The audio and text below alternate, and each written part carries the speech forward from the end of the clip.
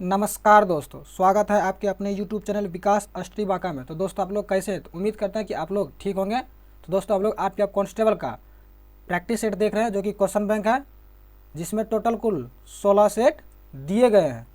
कितने दिए गए हैं? 16 सेट दिए गए हैं, जिसमें से हमने 13 सेट का सोल्यूशन जीके जीएस और मैथ का सोल्यूशन करवा दिए। जीके जीएस का अलग सोल्यूशन, पूरा डिटेल सोल्यूशन, और मैथ का भी पूरा डिटेल सोल्यूशन हम करवा दिए। अगर आप लोग नहीं देखें तो इस चैनल के प्लेलिस्ट में जाके देख सकते हैं। आज हम लोग देखेंगे सेट नंबर 14 का जीके जीएस का सॉल्यूशन, और इसका जो मैथ का सॉल्यूशन होगा सेट नंबर 14 का, इसके हम लोग नेक्स्ट वीडियो में मैथ का सॉल्यूशन देखेंगे। तो चलिए शुरू करते हैं सेट नंबर 14 के जीके जीएस के पहले प्रश्न से। पहला प्रश्न है कि कढ़ाई की कला बननी का उद्भव किस राज्य में हुआ है? तो कढ़ाई की कला जो बननी है, जो उद्भव हुआ, कहाँ से हुआ है? गुजरात से हुआ। यानी ऑप्शन नंबर डी इसका राइट आंसर हो जाएगा।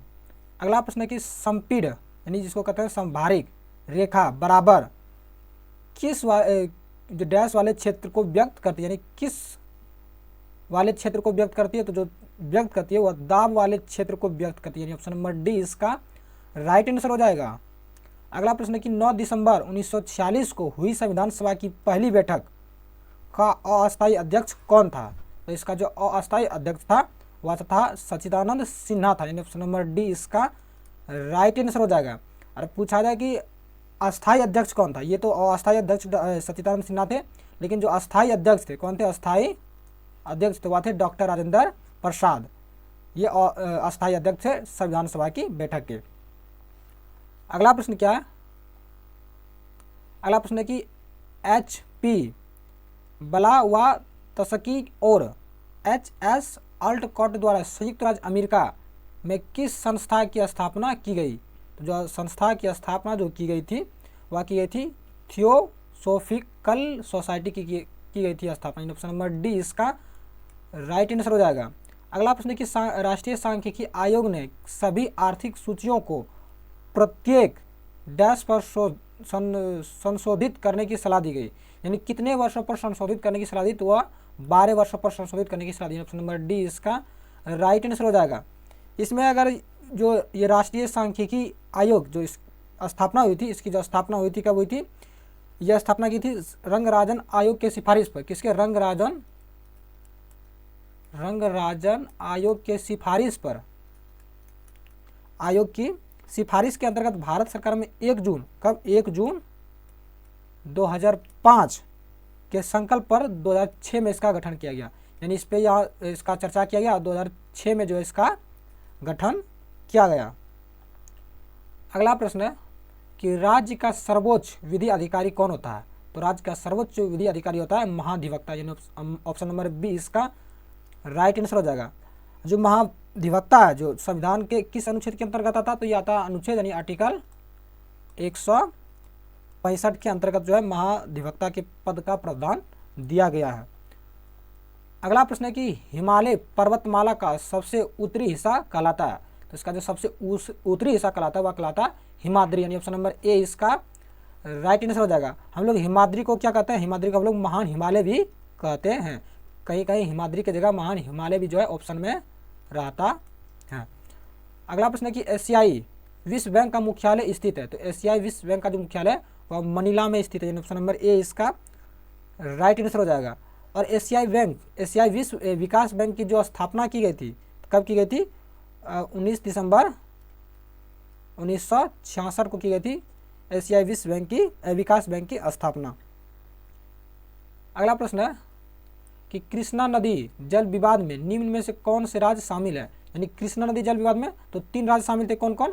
तो इसमें जो शामिल थे महाराष्ट्र, कर्नाटक और आंध्र प्रदेश। यानी ये तीनों जो राज्य थे कृष्णा नदी जल विवाद में शामिल थे। ऑप्शन नंबर डी इसका राइट आंसर हो जाएगा। अगला प्रश्न है कि हीरे का अपवर्तनांक क्या है? तो हीरे का जो अपवर्तनांक होता है वह 2.42 होता है। ऑप्शन नंबर ए इसका राइट आंसर हो जाएगा। जो हीरा होता है ये क्या होता है? विद्युत के क्या होता है? कुचालक होता है। यानी विद्युत का कुचालक होता है और उष्मा का जो है सुचालक होता है। अगला प्रश्न है कि विशिष्ट प्रतिरोध का व्युत्क्रम क्या कहलाता है? तो विशिष्ट प्रतिरोध का जो व्युत्क्रम कहलाता है वह विशिष्ट चालकता कहलाता है। ऑप्शन नंबर डी इसका राइट आंसर हो जाएगा। अगला प्रश्न है कि निम्न में से कौन सी नदी वर्ल्ड फूड डेल्टा बनाती है? यानी वर्ल्ड फूड जो डेल्टा बनाती है, कौन सी नदी बनाती है? वह मिसिसिपी नदी बनाती है। ऑप्शन नंबर ए इसका राइट आंसर हो जाएगा। अगला प्रश्न है कि किसी भी व्यक्ति को एक ही अपराध के लिए एक से अधिक बार सजा नहीं दी जा सकती, इस सिद्धांत को क्या कहा जाता है? यानी एक बार ही सजा दिया सकता है, एक गलती का एक से अधिक सजा नहीं दिया सकता, तो उसे हम लोग कहते हैं दोहरा दंड। यानी ऑप्शन नंबर ए इसका राइट आंसर हो जाएगा। और जो आर्टिकल है, आर्टिकल 20 के भाग 20 के 2 में कहा गया कि एक अपराध के लिए एक सजा होना चाहिए। और आर्टिकल 20 के 1 में क्या कहा गया कि जो सजा दिया जाए कानून के उस समय के कानून के आधार पर। मान लीजिए जैसे कोई अगर 2010 में कोई जुर्म किया 2010 में, और जो उसको सजा दिया जाएगा तो 2010 के कानून के आधार पर ही दिया जाएगा, ना कि 2025 के आधार पर। इसका मतलब यही हुआ। अगला प्रश्न है कि वॉलीबॉल के खेल में यदि रेफरी अपने हाथों के दोनों अंगूठों को एक साथ ऊपर उठाता तो यह किसका संकेत होता है?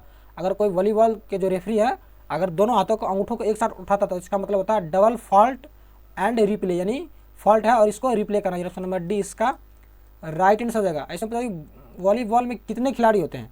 तो कितने खिलाड़ी इसमें होते हैं? इसमें जो होते हैं खिलाड़ी 6 खिलाड़ी होते हैं, यानी 6 खिलाड़ी एक साथ खेलते हैं। 6 खिलाड़ी एक टीम में और 6 खिलाड़ी इसके विपरीत टीम में होते हैं। अगला प्रश्न है कि वर्तमान में हेडलाइन ग्रोथ रेट का निर्धारण किसके द्वारा किया जाता है?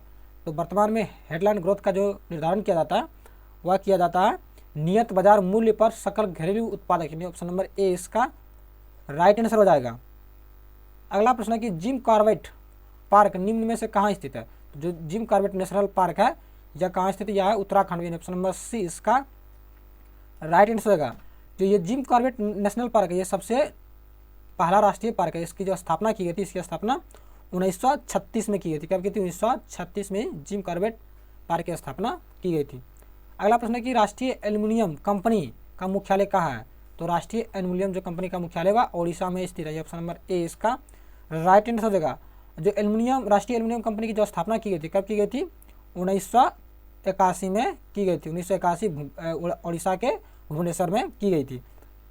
अगला प्रश्न है कि पुरुष क्रिकेट विश्व कप 2011 में मैन ऑफ द सीरीज का खिताब किसने जीता था?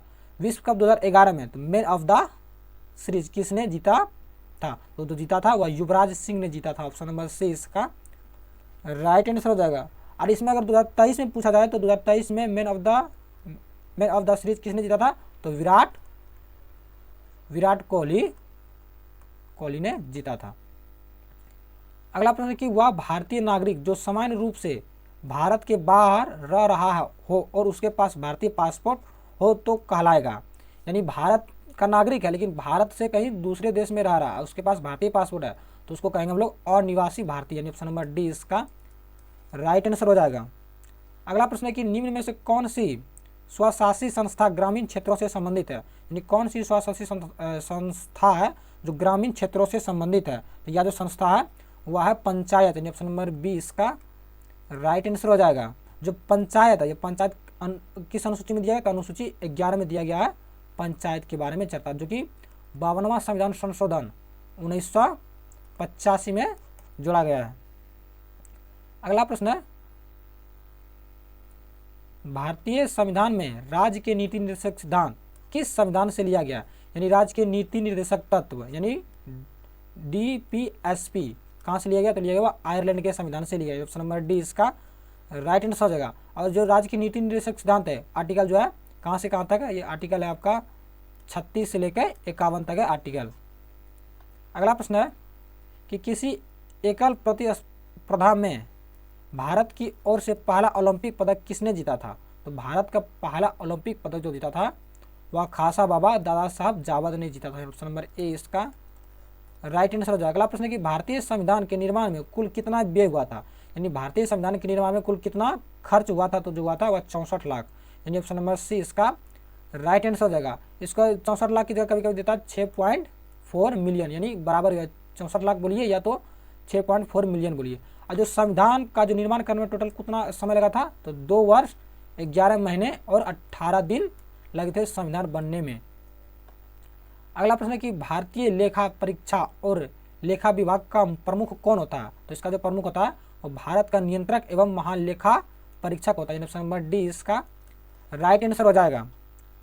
अगला प्रश्न है कि भारत में प्रत्येक नगर पालिका का कार्यकाल कितना होता है, तो नगर पालिका का जो कार्यकाल होता है वह 5 वर्ष होता है। ऑप्शन नंबर बी इसका राइट आंसर हो जाएगा। अगला प्रश्न है कि वह गति क्या कहलाती है जिसमें एक कण या पिंड सीधी रेखा में चलता है, तो सीधी रेखा में चलता है उसको कहते हैं रेखीय गति, यानी ऑप्शन नंबर सी इसका राइट आंसर हो जाएगा। अगला प्रश्न है कि आधुनिक आवर्त सारणी में क्षैतिज पंक्तियों में तत्वों का समायोजन क्या कहलाता है, यानी क्षैतिज। क्षैतिज मतलब वह ये पड़ा हुआ, यानी इस तरह जो पड़ा हुआ है क्षैतिज कहते हैं, और ऊर्ध्वाधर कहते हैं इस तरह जो खड़ा होता है। तो क्षैतिज वाले पंक्ति को क्या कहते हैं, हम लोग आवर्त कहते हैं, और जो ये ऊर्ध्वाधर वाला आता है उसको हम लोग क्या कहते हैं, वर्ग कहते हैं। क्या कहते हैं, वर्ग। जो क्षैतिज में उसको क्या कहते हैं, आवर्त। ऑप्शन नंबर ए इसका राइट आंसर हो जाएगा। लेकिन जो ऊर्ध्वाधर होते हैं, यानी इस प्रकार, ये हो गया आपका ऊर्ध्वाधर और ये आपका हो गया क्षैतिज, यानी इसको कहते हैं हम लोग आवर्त और इसको कहते हैं वर्ग। तो हमारे आवर्त सारणी में कितने आवर्त हैं, तो 7 आवर्त हैं, और कितने वर्ग हैं, तो 18 वर्ग हैं। अगला प्रश्न क्या है कि 1856 में कुशासन के आरोप में डलहौजी किस राज्य पर कब्जा कर लिया था, तो जो कर लिया था कब्जा वो अवध राज्य पर कब्जा कर लिया था। ऑप्शन नंबर बी इसका राइट आंसर हो जाएगा। अगला प्रश्न है कि भारतीय संविधान में संशोधन के प्रावधान को मुख्यतः किस देश के संविधान से लिया गया, यानी संविधान संशोधन की जो प्रक्रिया या जो संविधान संशोधन के जो प्रावधान है जो लिया गया वह दक्षिण अफ्रीका के संविधान से लिया गया। ऑप्शन नंबर डी इसका राइट आंसर हो जाएगा। अगला प्रश्न है कि आवर्त सारणी में चांदी, यानी चांदी का संकेत क्या आता है, Ag का परमाणु क्रमांक कितना होता है, तो इसका जो परमाणु क्रमांक होता है 47, यानी ऑप्शन नंबर ए इसका राइट आंसर हो जाएगा। और 22 किसका परमाणु क्रमांक है, तो 22 है आपका टाइटेनियम का, यानी इसका संकेत होता है Ti। और 11 किसका होता है परमाणु क्रमांक, ये होता है सोडियम का, इसका संकेत होता है Na। और जो 33 होता है वो होता है आपका आर्सेनिक का, जिसका संकेत होता है As। अगला प्रश्न है कि खादर और भांगर मिट्टी का संबंध निम्न में से किस मिट्टी से है, तो खादर और जो भांगर है वह जलोढ़ मिट्टी के 2 प्रकार। ऑप्शन नंबर सी इसका राइट आंसर हो जाएगा। जलोढ़ मिट्टी का जो सर्वाधिक विकास देखने को मिलेगा आपको, यानी सर्वाधिक किस क्षेत्र में मिलेगा, तो गंगा और ब्रह्मपुत्र के क्षेत्र में, गंगा और ब्रह्मपुत्र नदी के क्षेत्र के आसपास में ये जलोढ़ मिट्टी का सर्वाधिक रूप से दिखाई देते हैं। अगला प्रश्न है कि निम्न में से किस खिलाड़ी का संबंध टेनिस से है, यानी टेनिस से कौन से खिलाड़ी संबंधित हैं, तो वो संबंधित है रोजर फेडर, यानी ऑप्शन नंबर सी इसका राइट आंसर हो जाएगा। ये जो आपने क्या विश्वनाथ आनंद, क्या विश्वनाथ आनंद, ये किस खेल से संबंधित है, ये शतरंज खेल से संबंधित है। और ये टाइगर वुड्स है, ये क्या है, टाइगर वुड्स, या किस खेल से संबंधित है, या गोल्फ खेल से संबंधित, यानी गोल्फ ये के खिलाड़ी हैं। अगला प्रश्न क्या है कि नाभिक डैश के द्वारा कोशिका द्रव से अलग होता है, तो नाभिक में जो किसके द्वारा कोशिका द्रव से अलग होता है, तो वो होता है नाभिकीय झिल्ली, यानी नाभिकीय झिल्ली के द्वारा कोशिका द्रव से अलग होता है, यानी ऑप्शन नंबर बी इसका राइट आंसर हो जाएगा। अगला प्रश्न है कि भौतिक इकाइयों अथवा मूल्य पर लगने वाला आयत कर, कर मतलब टैक्स कहलाता है, तो आयत कर क्या कहलाता है, वह कहलाता है ट्रैफिक कर, यानी ऑप्शन नंबर बी इसका राइट आंसर हो जाएगा। अगला प्रश्न है कि विश्व की सबसे लंबी नदी निम्न में कौन सी, यानी विश्व की सबसे लंबी नदी, तो लंबी जो नदी है वह नील नदी, यानी ऑप्शन नंबर बी इसका राइट आंसर हो जाएगा। जो नील नदी किस महाद्वीप में, तो ये अफ्रीका महाद्वीप में, कहाँ है, अफ्रीका महाद्वीप। और नील नदी का जो उद्गम स्थल है तो कहाँ है, अफ्रीका की एक बड़ी झील, क्या है, अफ्रीका की सबसे बड़ी झील विक्टोरिया झील से निकलकर, विक्टोरिया झील से निकलती है, कहाँ से निकलती है, अफ्रीका के विक्टोरिया झील से निकलती है। अगला प्रश्न है कि प्रसिद्ध श्री भावराम्बा मल्लिकार्जुन मंदिर डैश के श्रीशैलम में स्थित है, तो किस राज्य के श्रीशैलम में स्थित है, तो वह स्थित है आंध्र प्रदेश राज्य के श्रीशैलम में स्थित है। ऑप्शन नंबर ए इसका राइट आंसर हो जाएगा। अगला प्रश्न है कि प्रसिद्ध सेलुलर जेल कहाँ स्थित है, तो प्रसिद्ध जो सेलुलर जेल है वह अंडमान और निकोबार द्वीप समूह में स्थित है। ऑप्शन नंबर सी इसका राइट आंसर हो जाएगा। अगला प्रश्न है कि डैश पुराने जलोढ़ से निर्मित उत्तरी मैदान क्षेत्र का सबसे बड़ा भाग है, तो पुराने जलोढ़, यानी पुराना जलोढ़, अभी इसी मिट्टी की जलोढ़ मिट्टी के बारे में हम लोग पीछे पढ़े थे, एक कौन था, खादर और एक था भांगर। जो खादर होता है ये नया जलोढ़ मिट्टी होता है, और ये जो बांगर होता है ये क्या होता है, पुराना जलोढ़ मिट्टी होता है। नया जलोढ़ जो मिट्टी यानी खादर जो होता है बांगर की तुलना में अधिक उपजाऊ होता है, यानी इसका option number D right answer हो जाएगा। अगला प्रश्न है कि 1928 में हुए बारदोली सत्याग्रह का नेतृत्व किसने किया था? तो बारदोली सत्याग्रह का जो नेतृत्व किया था वह वल्लभ भाई पटेल ने किया था। ऑप्शन नंबर सी इसका राइट आंसर हो जाएगा। और वल्लभ भाई पटेल को जो सरदार की उपाधि दी थी तो कहाँ के महिलाओं ने दी थी? तो बारदोली की महिलाओं ने ही वल्लभ भाई पटेल को सरदार की उपाधि भी दी थी। अगला प्रश्न है कि मैराथन निम्न में से किससे संबंधित खेल है? तो मैराथन जो है वह एथलीट से संबंधित खेल है। ऑप्शन नंबर सी इसका राइट आंसर हो जाएगा। अगला प्रश्न है कि भ्रूण की वह स्थिति जिसमें बच्चे के सभी अंगों का पहचाना जा सकता है, यानी कौन सी स्थिति में बच्चों के सभी अंगों को पहचाना जा सकता है? तो वो है भ्रूण। ये ऑप्शन नंबर डी इसका राइट आंसर हो जाएगा। अगला प्रश्न है कि बेरोजगारी और विकास दर के बीच संबंध दर्शाने वाला नियम कौन सा है? यानी बेरोजगारी और विकास के बीच का जो संबंध है कौन सा नियम है? तो वह जो नियम है आपका वह है ओकुन का नियम, यानी ऑप्शन नंबर सी इसका राइट आंसर हो जाएगा। अगला प्रश्न है कि प्रसिद्ध संत पारसनाथ का संबंध किस धर्म है? यानी पारसनाथ का जो संबंध है वह जैन धर्म से संबंधित। ऑप्शन नंबर डी इसका राइट आंसर हो जाएगा। जो पारसनाथ है जैन धर्म के 23वें तीर्थंकर थे। कौन थे? 23वें तीर्थंकर थे। और जैन धर्म के जो प्रथम तीर्थंकर कौन थे? प्रथम तीर्थंकर थे ये ऋषभ देव। कौन थे? ऋषभ देव थे प्रथम तीर्थंकर। और जैन धर्म के अंतिम यानी 24वें तीर्थंकर और अंतिम तीर्थंकर जो थे महावीर स्वामी। कौन थे? महावीर स्वामी अंतिम और 24वें तीर्थंकर। और जो जैन धर्म के संस्थापक है तो जैन धर्म के संस्थापक कौन है? और जैन धर्म के संस्थापक ऋषभ देव ही हैं। अगला प्रश्न है कि महारानी एलिजाबेथ प्रथम ने ईस्ट इंडिया कंपनी को पूर्व में व्यापार करने का विशेषाधिकार कब प्रदान किया गया? यानी ईस्ट इंडिया कंपनी को जो व्यापार करने का जो विशेषाधिकार दिया गया वह 1600 ईस्वी में दिया गया। ऑप्शन नंबर 20 का राइट आंसर हो जाएगा। अगला प्रश्न है कि वह समझौता जिसमें भारतीय राष्ट्रीय कांग्रेस और मुस्लिम लीग का मेल हुआ किस समझौते के नाम से जाना जाता है? तो वह जाना जाता है लखनऊ समझौता के नाम से जाना जाता है। ऑप्शन नंबर 20 का राइट आंसर हो जाएगा। ये जो लखनऊ समझौता जो हुआ था ये कब हुआ था? लखनऊ समझौता आपका हुआ था 1916 में। कब हुआ था? 1916 में होता। इसी समझौते के दौरान भारतीय राष्ट्रीय कांग्रेस और मुस्लिम लीग का मेल हुआ था। अगला प्रश्न है कि ट्रिप्सन का क्या कार्य? जो ट्रिप्सन का कार्य है यह है प्रोटीन का पाचन करना। ऑप्शन नंबर सी इसका ऑप्शन नंबर डी इसका राइट आंसर हो जाएगा। जो प्रोटीन है यह प्रोटीन क्या है? प्रोटीन एक प्रकार प्रोटीन की जो फैक्ट्री कहा जाती है किसको कहा जाती है? प्रोटीन की फैक्ट्री राइबोसोम को कही जाती है। राइबोसोम को कहा जाता है प्रोटीन फैक्ट्री। अगला प्रश्न है कि विश्व प्रसिद्ध कांसे की नर्तकी की प्रतिमा का संबंध किस सभ्यता से है? तो कांसे की नर्तकी का जो प्रतिमा का जो संबंध है वह सिंधु घाटी सभ्यता से संबंधित है। ऑप्शन नंबर ए इसका राइट आंसर हो जाएगा। और सिंधु घाटी सभ्यता यानी सिंधु घाटी सभ्यता किस नदी के किनारे है? यह रावी नदी के किनारे है। अगला प्रश्न है कि सोमर सॉल्ट शब्द का संबंध किस खेल से संबंधित है? तो सोमर सॉल्ट शब्द का संबंध है वह डाइविंग खेल से संबंधित है। ऑप्शन नंबर सी इसका राइट आंसर हो जाएगा। अगला प्रश्न है कि निम्न में से कौन एक अधातु है? यानी इसमें से कौन एक अधातु इसका नाम बताना। तो हाइड्रोजन जो है क्या हाइड्रोजन या एक अधातु है? यानी ऑप्शन नंबर ए इसका राइट आंसर हो जाएगा। बाकी एल्युमिनियम सोडियम और मैग्नीशियम क्या है? धातु है। अगला प्रश्न क्या है कि पेरू महासागरीय धाराओं को और किस नाम से जाना जाता है? तो पेरू महासागरीय धाराओं को जो दूसरा नाम है वह है हब-बोल्ट धारा कहा जाता है। यानी ऑप्शन नंबर डी इसका राइट आंसर हो जाएगा। यहाँ पे दोस्तों हमारा सेट नंबर 14 का जीके